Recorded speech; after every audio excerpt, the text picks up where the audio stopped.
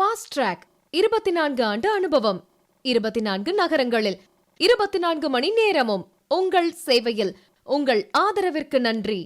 சென்னையில் நேற்று நடைபெற்ற சிஎஸ்கே எல்எஸ்ஜி போட்டியின் போது கள்ளச்சந்தையில் ஐபிஎல் டிக்கெட் விற்பனை செய்ததாக 12 பேரை போலீசார் கைது செய்துள்ளனர். ஐபிஎல் கிரிக்கெட் போட்டி தொடரின் 17வது சீசன் தற்போது நடைபெற்று வருகிறது. ஐபிஎல் கிரிக்கெட்டின் போட்டிகள் சென்னை உட்பட நாட்டின் பல நகரங்களில் நடைபெற்று வருகின்றன.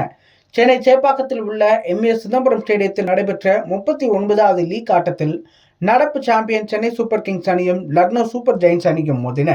இந்த ஆட்டத்தில் முதலில் பேட்டிங் செய்த சென்னை அணி ருத்ராஜ் கேவாட் சதத்தின் உதவியுடன் 20 ஓவர்கள் முடிவில் 4 விக்கெட்டுகள் இழப்பிற்கு 210 ரன்கள் எடுத்தனர்.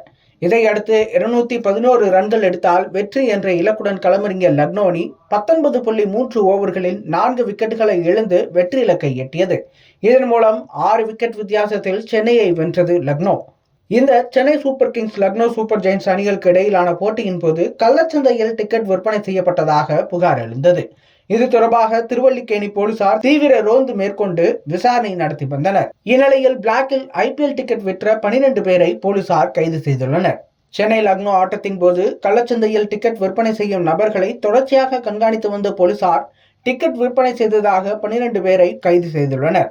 கள்ளச்சந்தையில் டிக்கெட் விற்பனை செய்ததாக மொத்தம் 10 வழக்குகள் பதிவு செய்யப்பட்டு 56 டிக்கெட்டுகள் பறிமுதல் செய்யப்பட்டது. ஐபிஎல் தொடரில் சென்னை சூப்பர் கிங்ஸ் அணி ஆடும் போட்டிகளை பார்க்க ரசிகர்கள் மிகுந்த ஆர்வம் காட்டி வரும் நிலையில் அதனை பயன்படுத்தி பிளாக்கில் மிக அதிக விலைக்கு டிக்கெட் விற்பது போன்ற நடவடிக்கைகளில் பலர் ஈடுபட்டு வருகின்றனர். இதுகுறித்து தொடர்ச்சியாக புகார்கள் எழும் நிலையில் போலீசார் தீவிரமாக கண்காணித்து 12 பேரை கைது செய்துள்ளனர்.